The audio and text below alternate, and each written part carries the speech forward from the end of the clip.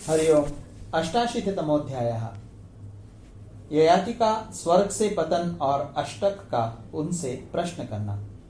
इंद्र ने कहा, राजन, तुम संपूर्ण कर्मों को समाप्त करके घर छोड़कर वन में चले गए थे।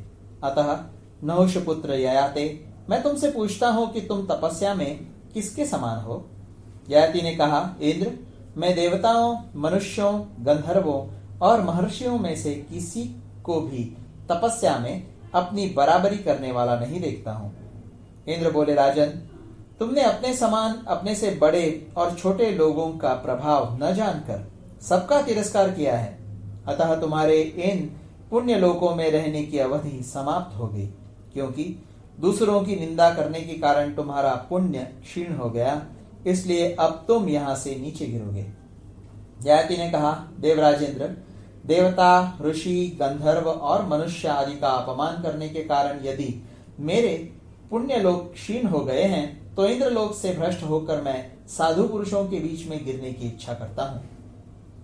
इंद्र बोले, राजा ययाति, तुम यहां से च्युत होकर साधु पुरुषों के समीप गिरोगे और वहां अपनी खोई हुई प्रतिष्ठा पुनः प्राप्त कर लोगे।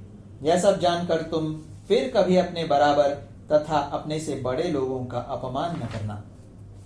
देवराज इंद्र के सेवन करने योग्य पुण्य लोगों का परित्याग करके राजा ययाति नीचे गिरने लगे। उस समय राजर्षियों में श्रेष्ठ अष्टक ने उन्हें गिरते देखा। वे उत्तम धर्म विधि के पालक थे।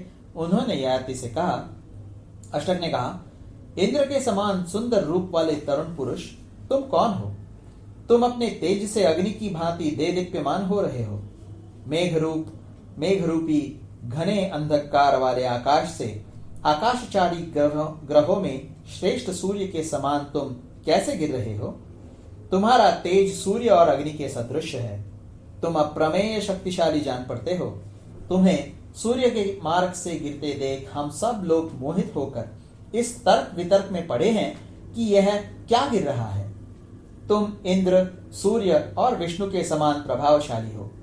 तुम्हें आकाश में स्थित देखकर हम सब लोग अब यह जानने के लिए तुम्हारे निकट आए हैं कि तुम्हारे पतन का यथार्थ कारण क्या है। हम पहले तुमसे कुछ पूछने का साहस नहीं कर सकते और तुम भी हमसे हमारा परिचय नहीं पूछते हो कि हम कौन हैं। इसलिए मैं ही तुमसे पूछता हूं, मनोरम रूप वाले महापुरुष, तुम किसके पुत्र हो और किस लिए यहाँ आए हो? इंद्र के तुल्य शक्तिशाली पुरुष, तुम्हारा भय दूर हो जाना चाहिए।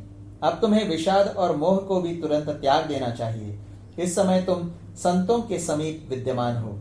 बल दानों का नाश करने वाले इंद्र भी अब तुम्हारा तेज सहन करने में असमर्थ हैं।